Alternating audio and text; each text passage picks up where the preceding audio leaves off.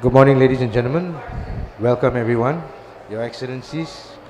I think today's subject will be on Egyptian and Sub-Saharan Asian cotton traceability for resilience and sustainability. I take this opportunity to welcome CEO of ITFC, His Excellency Engineer Hani Sombo. Thank you.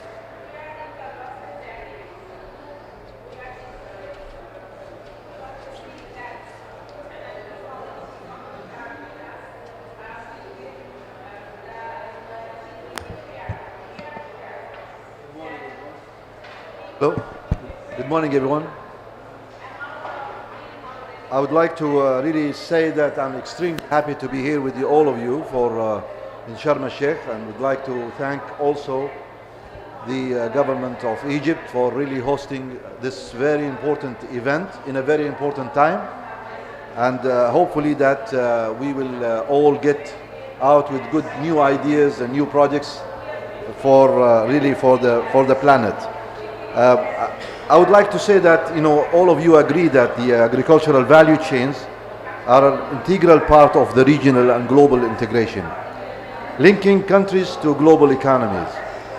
Now, nowhere in this more present in Africa, given the immense importance to global agriculture. The challenges are many, including financing gaps, value chain optimization, trade lines outside the continent. However, the opportunities for job creations and economies of scales are undeniable. A fundamental part of ITFC's strategy is to align its financing efforts with the national development strategies of its member countries, with agriculture playing the same key role. Since inception, ITFC has provided $7 billion financing toward food and agricultural sector. One concrete example of how our impact is on farmers. That is the most really important. At the end of any of these projects is the farmers who are supposed to be really the main beneficial of this. In 2019, we actually helped 500,000 farmers in West Africa in ITFC cotton and groundnuts operations. We shared 290 million of income. The African cotton sector has been a key focus of ITFC, particularly in all major producing countries: Benin, Burkina Faso, Cameroon, Cote d'Ivoire, and Mali. It is for the same reason that ITFC has been identified somehow by the Cotton Bank of Africa. We are delighted to have provided at least $2.5 billion financing for the cotton sector in these countries. Our structured trade finance interventions have also proven to be a huge relief for farmers in terms of ensuring fast and efficient methods of transferring and transacting during the handing of the cotton after harvest. Yet, after the cotton is exported, the farmer's efforts remains unknown. While all the value is being created in different steps, post-exports and until the retail shelves, the origin of the cotton is rarely I say, not to say that not at all known. This is in fact where the cotton traceability becomes a powerful instrument to connect rural producers to global value chains. Traceability means company has the ability to track where cotton is originated. In another word, it is how companies will associate rural producers to their activities and vice versa. Strong of our long-lasting engagement in cotton sector in Africa, ITFC decided to partner with UNIDO through the Better Cotton initiatives. With this, we benefit the supply chain, helping to ensure that all partners conform to all the requirements and making it easier to link cotton with fiber quality. Together, we help brand and retailers attain more consistent quality and ensure their products are sourced from an Egyptian cotton producers that are following national regulatory agricultural practices. At the same time, we are building farmers' capacities to adopt more sustainable practices and promote work to facilitate the inclusion of producers in an increasingly regulated international value chain. Traceability is to be understood as the creation of a win-win partnership for sustainable development between producers and brands. The benefits are homogeneous. By creating a system where transparency is a key outcome, we are unlocking new opportunities for farmers. Also, we are unlocking new financing for farmers, new technologies for farmers, and we are making the entire sector more just and sustainable. With our session today, we intend to learn from key experts what policies, practices, and procedures can actually transform the pledge into actions for enhancing traceability and transparency of Sub-Saharan Africa and Egyptian cotton textile value chain. With our distinguished panel of partners, we hope to have fruitful conversations of these topics. We would like to learn more also about the practical ways where we can together continue to collaborate for the best of our member countries. I wish you all a very successful deliberations today, and we have very distinguished actually speakers, so we will inshallah welcome them, and I thank you for your listening. Thank you very much.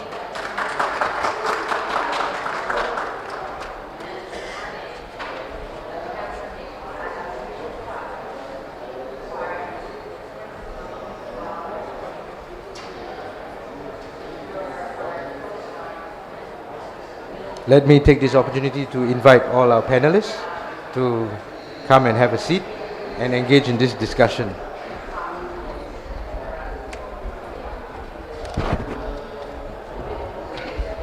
Now, many of you will be wondering what has traceability got to do with cotton and ESG and COP27. Now, without sound traceability, there is no way to measure progress to ESG goals or commitments. It covers especially important things like carbon footprint, and it's vital to know where the products come from and have it validated. Now, further in respect to cotton is also, a very thirsty crop, and sustainable farming is also a very key thing to know. So traceability facilitates that. And finally, in the global trading area, trading of cotton today, or fiber, very fiber yarn, these are all new things that are developed in the market, because brands today need to have their reputation covered, and therefore cotton traceability enables that. Without further ado, I would like to take the chance to introduce all my distinguished panelists, namely Mr. Ayman, who is from Division Manager from Trade Development, ITFC, and ITFC is a multilateral financial institution. Second we have is Ms. Dahlia. Ms. Dahlia is Director of Operations, Industrial Development Group, representing Ministry of Public Sector. She was the former Assistant Minister of Public Business Sector of Egypt, Government of Egypt. Thirdly, we have Ms. Sarah. Ms. Sarah is the Program Officer of UNIDO, which you have just seen the video earlier, and she has been actively involved in Egypt Cotton for the last 6 years. Last but not least, the gentleman over there, the handsome gentleman, he's Mr. Baba Jeddah Soripo, and he's a Senior Manager covering AU and FCFTA at Afra-Exim Bank. Afra-Exim Bank's mandate is to finance and promote intra-African trade using a wide range of ways and means. So, Mr. Ayman, thank you for coming today. Could you provide some insights on your past trade programs? Thank you. Good morning, everyone. So ITFC, as a multilateral financial institutions, has a double mandate, which is trade finance, ensuring financing for trade, as well as trade development. For the trade development, of course, our driving slogan is, as we say, we advance trade, we improve lives. This is all about our interventions, is to improve the livelihood and lives of the people in our member countries. For this purpose, we design and implement and monitor trade development programs under three main interventions. We have our flagship programs, which are multi-partners and multi-beneficiary programs. That means basically at enhancing regional cooperation. And we have our integrated trade solutions, which meant as maximizing the impact of our financing. These are packages of ITFC product, financial product, as well as technical assistance and capacity development. And we have also our targeted interventions where we respond to our dedicated or specific country needs of our member countries. So most of our interventions, or a good part of our interventions, are related to agriculture sector. And we can say many examples, like for example, we have the coffee development, export development program in Indonesia, where we have a 5 years program supporting coffee farmers on best agricultural practices. But also we have interventions in Africa where we support many member countries in developing and enhancing their capacities. I gave the example, for example, for the in Senegal, where we helping our partner Sonacos to develop a laboratory for its product to comply with international quality standard. So our interventions in trade development are quite various. A good part of it are related to agricultural sector. Thank you, Ayman. And overall, how do you think ITFC contributes to the cotton sector sustainability and resilience? So our interventions in the cotton sector, of course, started with our financing. So we provide financing to many partners in Africa. Namely, we have Cotton, and we have Cotton in Cameroon, and we have Sofitex in Burkina Faso. That's why we are named in Africa as the Bank of Cotton, because we are financing exports of these countries. At the same time, we started our support and trade development for the cotton sector long time ago, when we arranged a B2B of the cotton exporters in Africa, when we had a tour in Indonesia and in Bangladesh. That back in 2016, we started enhancing the relationships between exporters in Africa and importers in Asia. Now we are also renewing these interventions, and now we are designing with our Egyptian counterparts B2B interventions, where we bringing African cotton exporters to Egypt. They will meet with the cotton importers also in Egypt to increase the intra-OIC, as well as also creating export opportunities for our partners. I think that's a very noble initiative of ITFC to be financing all these least developed countries and developing countries as well. The one thing that everyone, including the farmers, the banks, the retailers, can't control, as we have all discussed it very thoroughly, is the price of cotton. That's the one thing we can't control. And timely intervention by financing aids lives and livelihood. Yes. Now, in overall, Ayman, how do you think traceability can be an enabler to OIC cotton, and what are your thoughts about this? Actually, we care about adding value to our to the farmers in member countries. We started also. We had an intervention in partnership with UNIDO about offering the Better Cotton Initiative program to the cotton farmers in Egypt. And as the video we've seen at the beginning, we 3,600 farmers benefited from this intervention, where we add value to the cotton, so we add the premium. At the end of the day, the farmer is the beneficiary, as well as enhancing the quality and the let's say reputation of the cotton in Egypt. This will be really happy to be part of. Today we are also renewing this collaboration. The cotton traceability will provide again more fiability and more reputation. It will add to the premium that the farmers will get, as soon as also we will be meeting the requirements, the increasing requirements of the brands, of many famous brands, that they would want to know about the origin of the cotton, Sure. how we are growing this cotton. I mean, are we the different conditions of growing cotton in terms of labor, child labor, in terms of the use of resources, in terms of the origin of the cotton by region, and all this will be enabled through the cotton traceability partnership with our partners, of course. Thank you, Ayman. I think it's suffice to say that traceability today is no longer a luxury, but it is a must to have for market access. And I think there definitely is much scope to leverage on digital technologies to step up our OIC member countries' cotton and using this as traceability to enhance market access. Thank you, Ayman. And for our next panelist, Mr. Babajada Sodipo. How are you, sir, today? I'm very well, thank you. Good morning. So, you are very experienced in African cotton sector as a bank, and we would like to know some insights that you could provide us on your establishment's involvement with African cotton. Yeah, thank you very much. And good morning, everyone. Good morning, panelists. Good morning, audience. I think, of course, beyond some of the general facts that we know about African cotton, you know, it's also equally important to know some of the, we'll call it, specific peculiarities. Yes.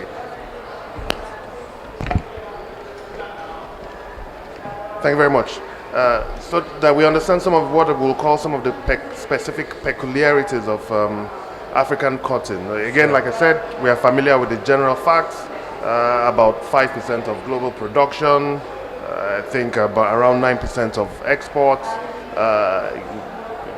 Maybe some have estimated up to about 20 million involved in the value chain, from smallholder farmers to other players in the value chain, but sometimes those are just numbers. But I think in terms of the specific story of African cotton, it's important to understand that most of the people involved, right, particularly in the production, are really small farmers, right? You know, they're not millionaires. They're not the big industrial processing or production firms that you might have in the US, in Europe, or other parts of the world, right? So, but these are really small shareholder farmers. Typically, you know, they're working with 20 hectares or less.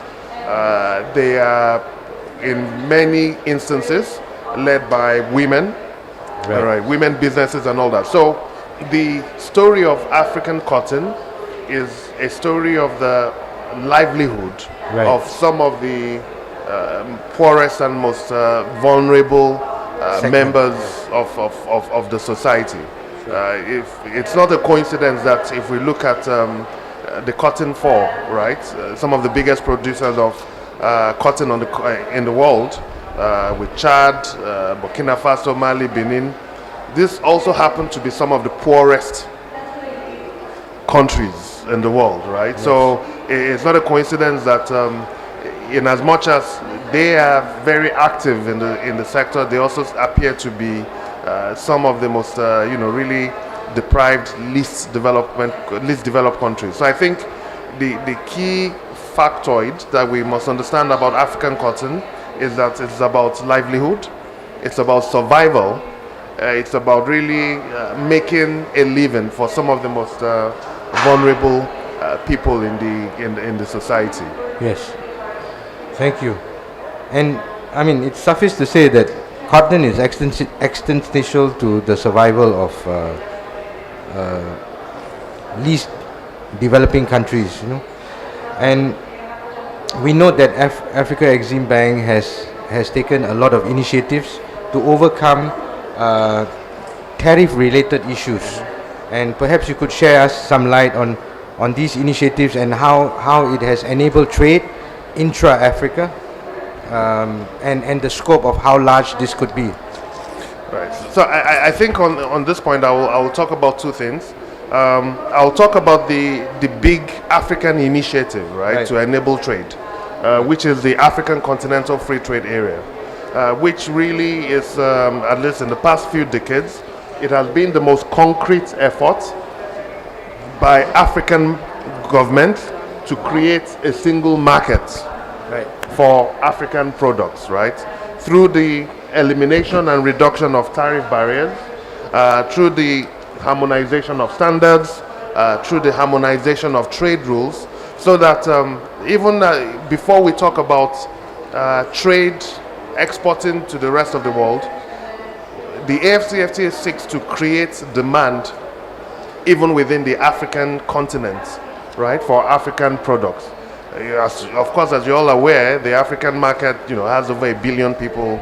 So you can imagine how much the African, not just the cotton production, but the entire value chain of the clothing and textiles industry can be strengthened when we have guaranteed markets within the continent. And it is to that extent that the African Union has established the African Continental Free Trade Area, which works to eliminate the tariff barriers, the non-tariff barriers, to create a potential market for all African products. And in our view, as players in the African trade sector, we do feel that cotton, as well as the entire value chain of textiles, is one of the sectors that may benefit the most from the African Continental Free Trade Area. Thank you. And overall, in your opinion, how would you say traceability from an African perspective, how traceability could be an enabler to the African continent? Thank you. To answer that question, I will give, I'll highlight one of the key initiatives that the bank has been doing. Of course, we are the Africa Export-Import Bank. We support trade, but we've also been a very active player in supporting African commodities. We had up until now something called the African Cocoa Initiative, which sort of encapsulates our attitude towards commodities. And the whole idea is that support has to be provided from beginning to end of the entire value chain, of the entire supply chain. So it means we are talking about support for production. It means that we are talking about financing, whether it is term financing or working capital financing to enable processing. It means we are talking about advocacy efforts, capacity building efforts to encourage and create market access and to introduce the players to the international global chains. And I think it is impossible to have a truly genuine point-to-point support for a value chain when you do not look at traceability. Yes. If I might give an example, even within the context of the African Continental Free Trade Area, you have what are called rules of origin, right? Yes, yes. Where specific benefits, specific privileges, specific preferences are given to products produced from particular countries. Yes. And without traceability, it's really impossible to be able to apply these benefits to the producers, at least in this context of African producers. So our approach, our belief is that looking at an end-to-end support for a value chain, particularly for something as important as cotton, traceability is fundamental, traceability is key. Otherwise, it really becomes impossible to say you are doing something end-to-end, at least from our financing perspective. Thank you. I think in that respect, an additional point that we can gather from what our Mr. Babajada has said is basically traceability enables the rules of origin, and that can be a spur for FDIs to come in because of the favorable free trade agreements that they enjoy. Now, if you are able to prove that that came from a certain country which enjoys that particular tariff, then as you know, today post-COVID, everybody is having supply chain issues, and everybody is trying to diversify their production and sourcing sites. So, and the main thing is everybody is looking at alternatives to concentrating, let's say, per se, China.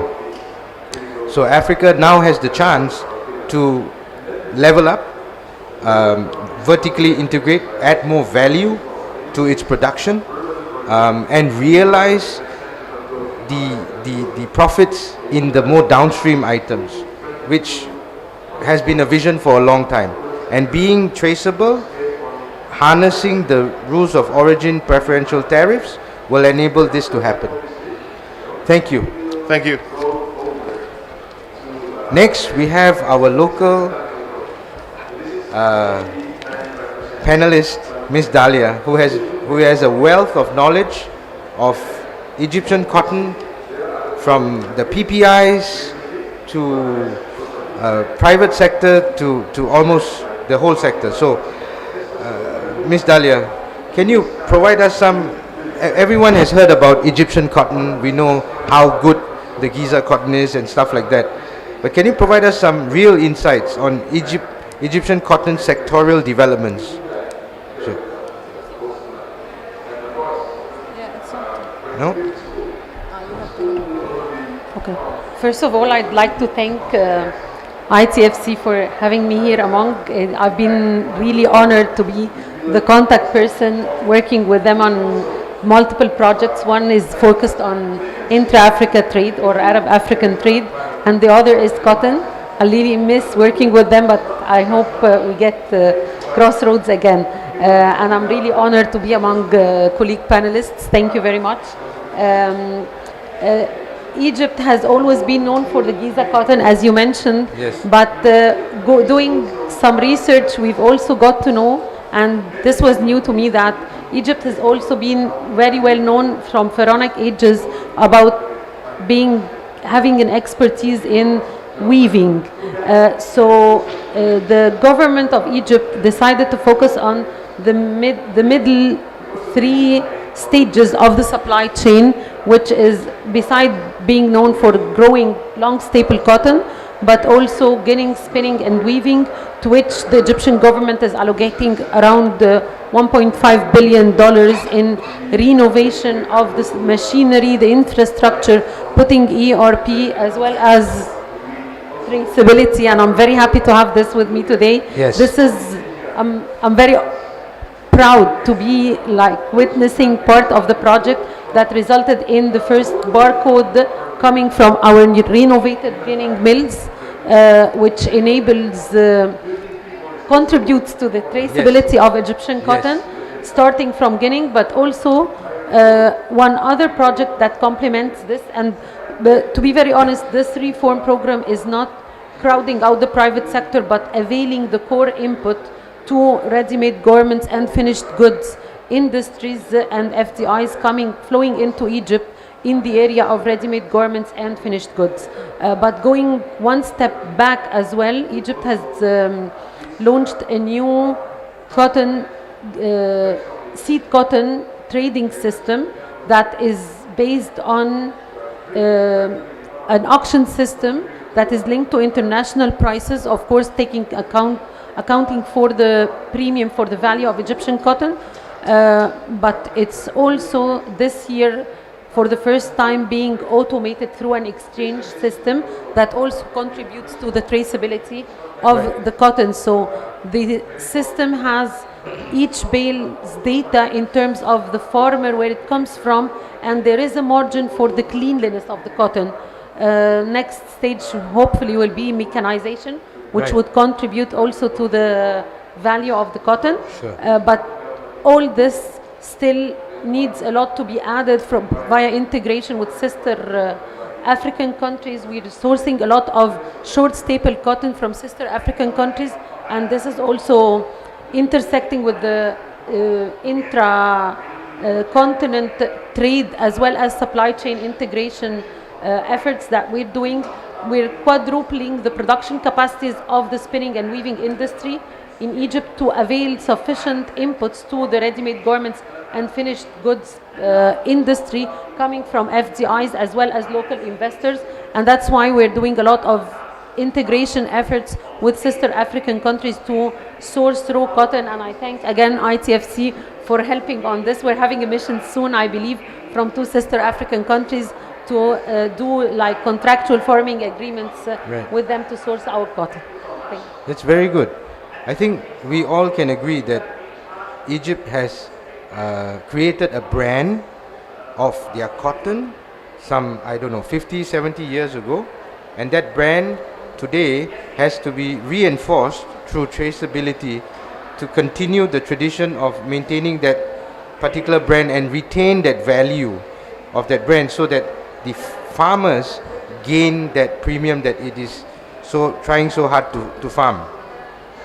Now, Dalia, could you tell us your current challenges overall that you're facing?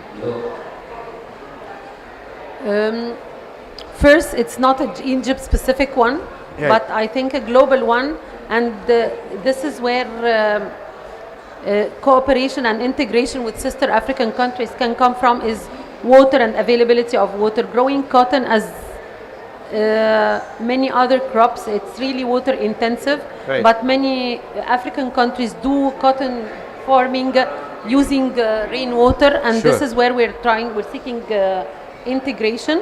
So that's one, water scarcity and cooperation with countries where we can source cotton relying on rainwater. Other one is how clean the cotton is, because it contributes to the value that goes to the farmers who really their livelihoods depend so much on the quality of the cotton, and they get the revenue from. But also sustainability needs us to focus on the livelihoods of one major contributor to the cotton supply chain, which is women. Right. Many of the labor working in the supply chain of cotton is women, and enhancing this supply chain and growing it really contributes to their livelihood and standards of living, which is very important. So all this needs to be tackled all together to contribute to the sustainability of the supply chain. Yes, I think we all fully concur that creating jobs in the cotton sector, especially for women, it goes all the way vertically, and if the integration is successful, it will create further downline jobs for the sewers, finishing, dyeing, knitting, weaving, which is basically job creation for a very specific segment, a targeted approach. So I can understand that. And in your opinion, Ms. Dalia, how do you feel that traceability can be an enabler for Egyptian cotton, and what your thoughts are on it? This supply chain integration, I believe, adds a lot of value to African cotton and Egyptian spinning and weaving products that are a great input to many Right. factories across the globe, not only in the continent. Right. So traceability would definitely contribute to the value added to this instead of So you're going to create premiums premiums for the on value farmer. add. Right. So I think overall, it would be safe to say that the restructuring plans that the government of Egypt has allocated funds and resources for is on the right track, a very positive track, and traceability is something that will facilitate it to the next level, integrate it, and hopefully very soon we can see garments made in Egypt ending up in the US and European Union, and leveraging on all the FTAs that it has. Thank you, Ms. Dalia. Thank you. For our final panelist, we have Miss Sarah, who is highly knowledgeable on implementing projects that have multi-stakeholders and multi-beneficiaries as well. So Miss Sarah, could you just give us a brief, we saw a video earlier, but could you just give us like an idea how traceability can be an enabler to the cotton sector, and what your thoughts are? Yeah, thank you, Ram.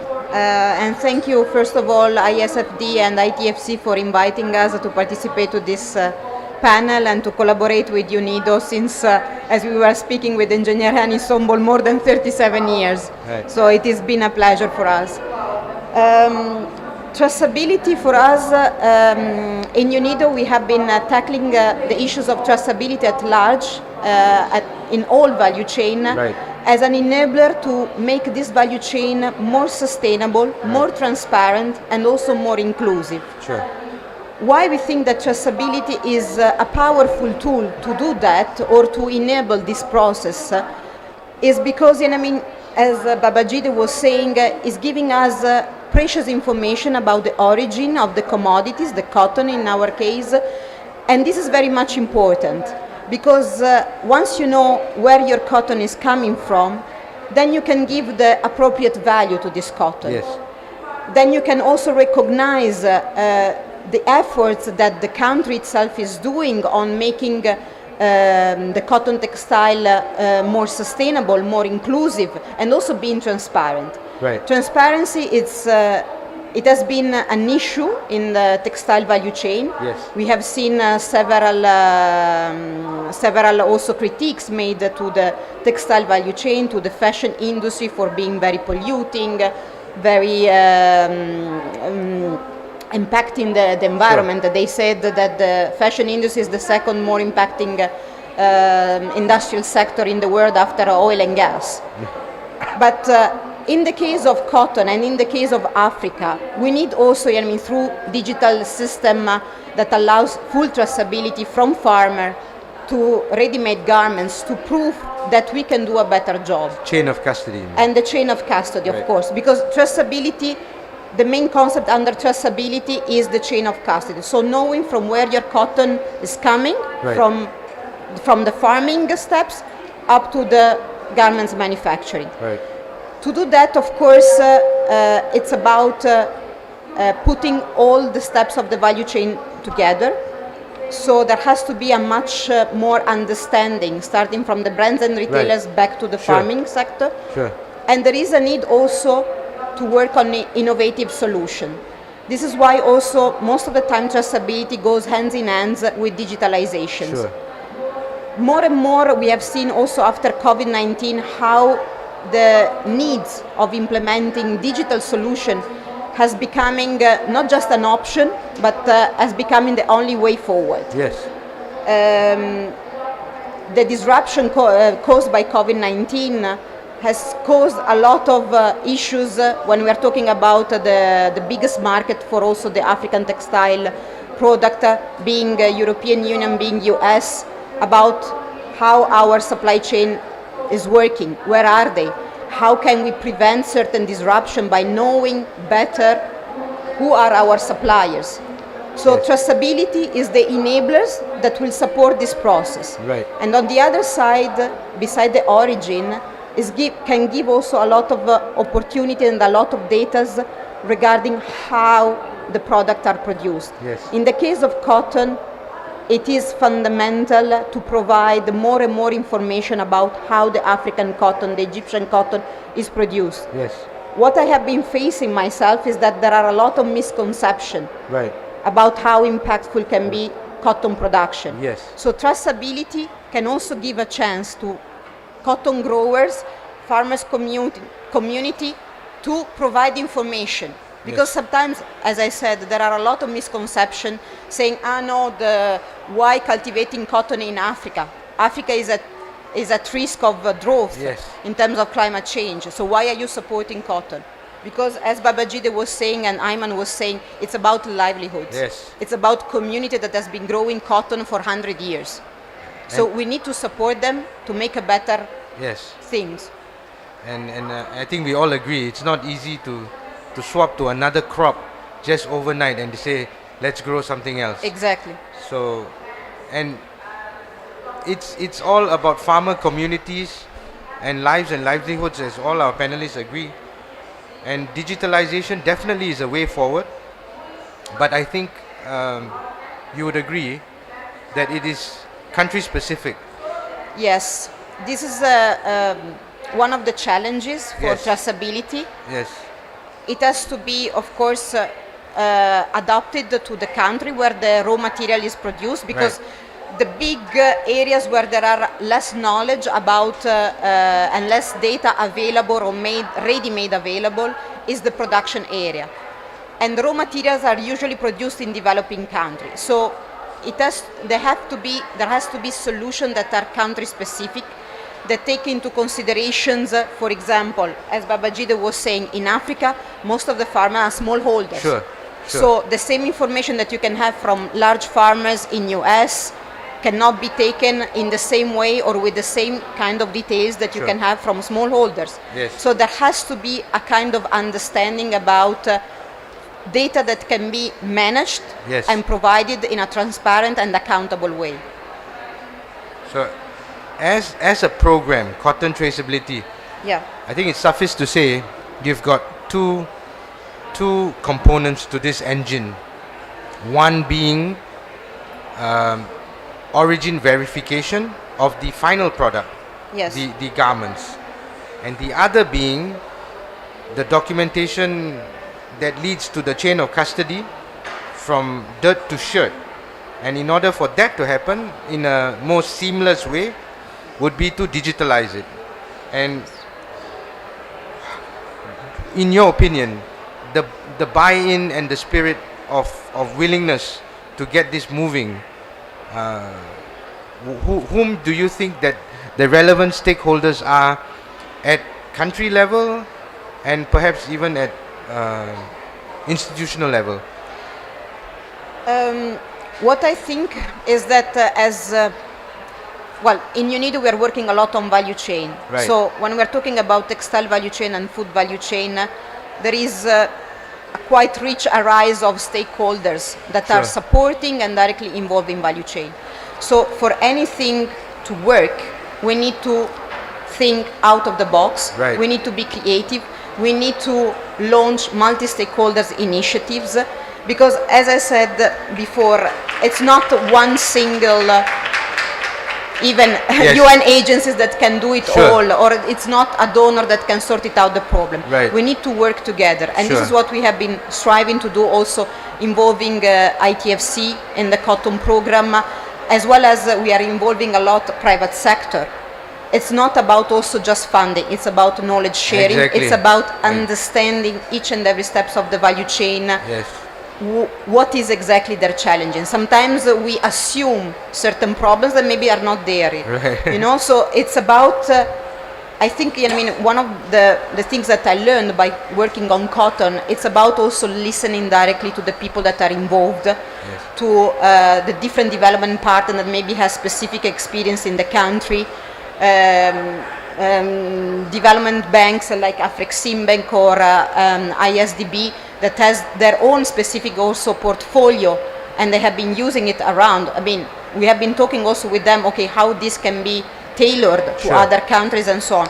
So for traceability and for cotton to become more sustainable and also to face the challenges that now climate change is posing to African cotton, because Africa is one of the continents that is most exposed to climate change.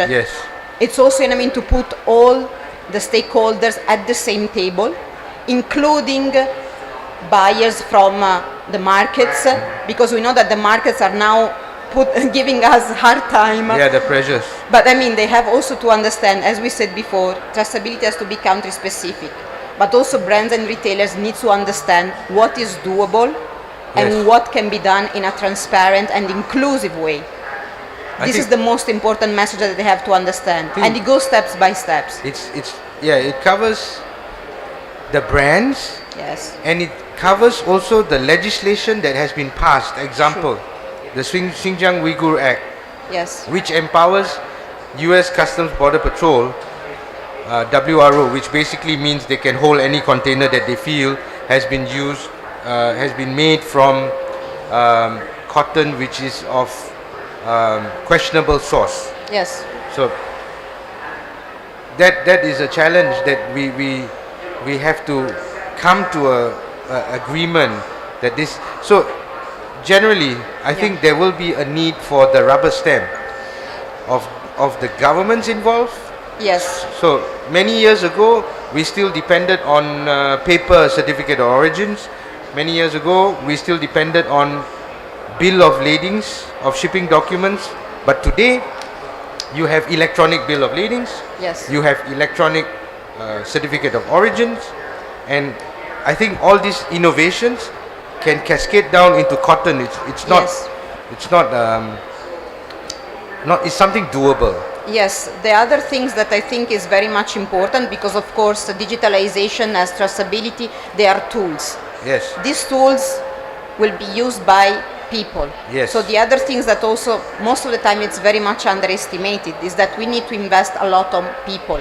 Yes. On increasing their skills and their awareness about what we mean by sustainability. Sustainability is not just good for the environment, it's good also for the people, and it's good also for the economy. Right. So what we keep on saying also at UNIDO, sustainability has 3 pillars. If you don't take into consideration these 3 pillars, so the economic side, the environmental side, and the social side, it will not be doable and it cannot last for long. Sure. So that's why we need to invest a lot on the human being factors.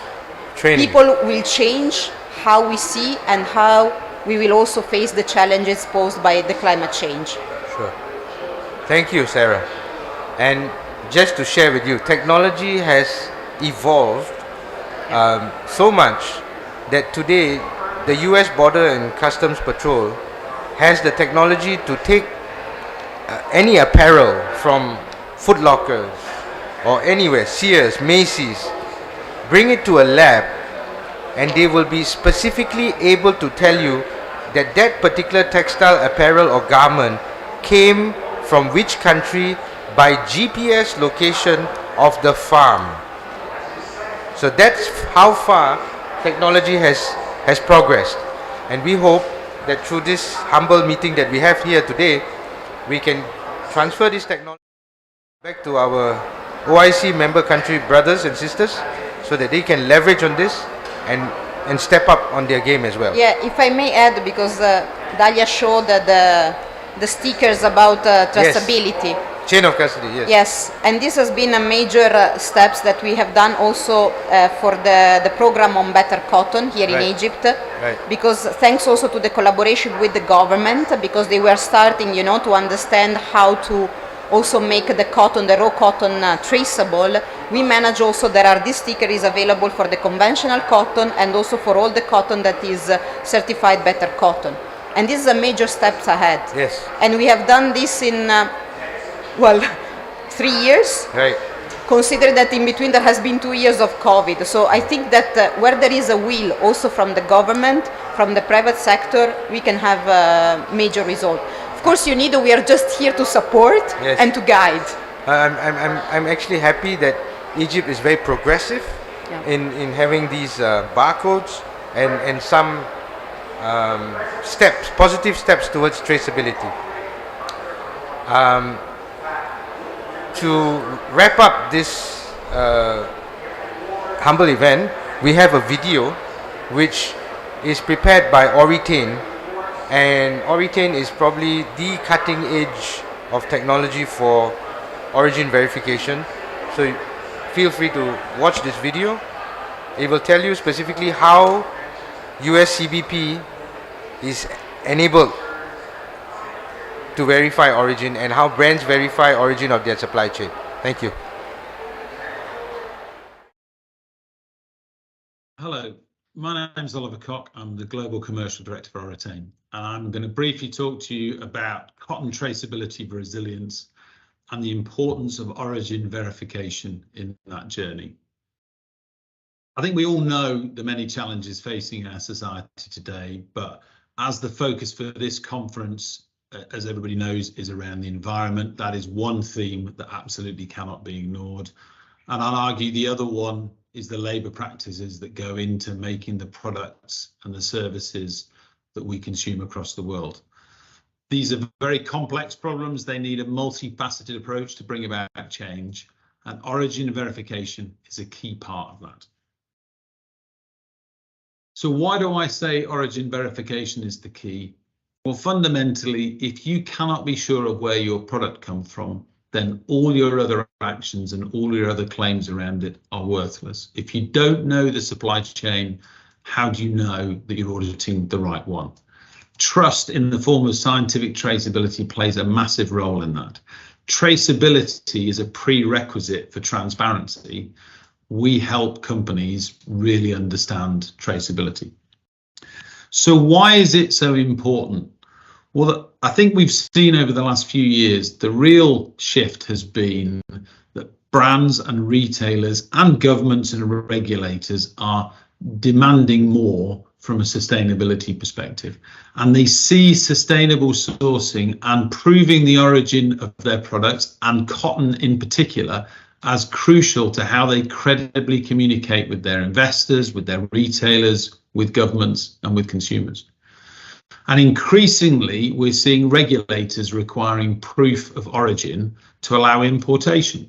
So you look at things like the US Uyghur Forced Labour Prevention Act that was enacted earlier this year, where US Customs and Border Protections are withholding products and not allowing manufacturers and retailers to import products into the US unless they can prove that the cotton that is contained within them does not come from a risk area.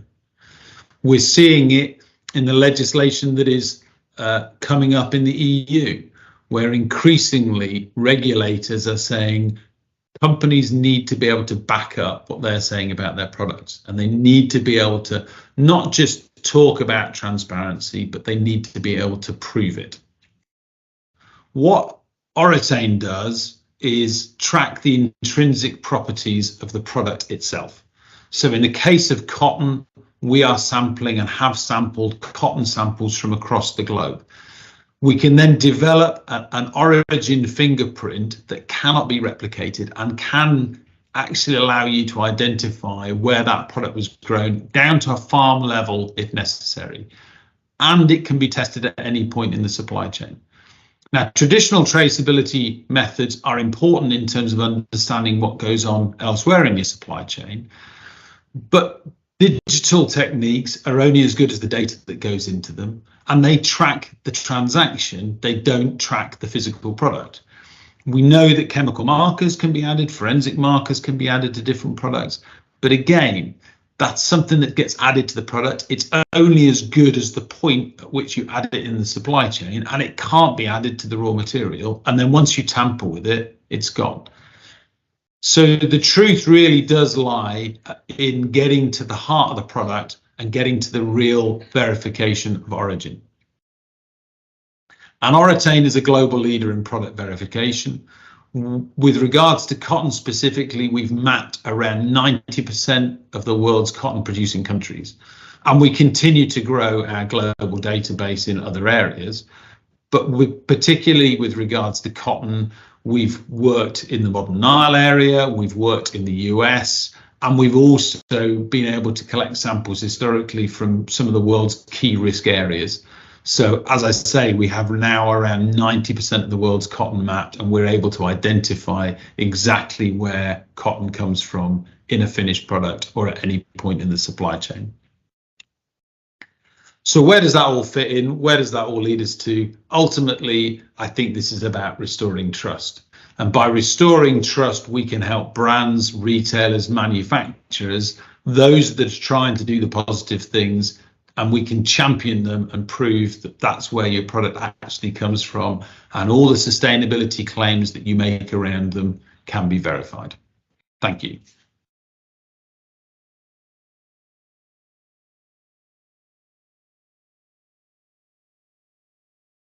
To close off this session, Brother Ayman.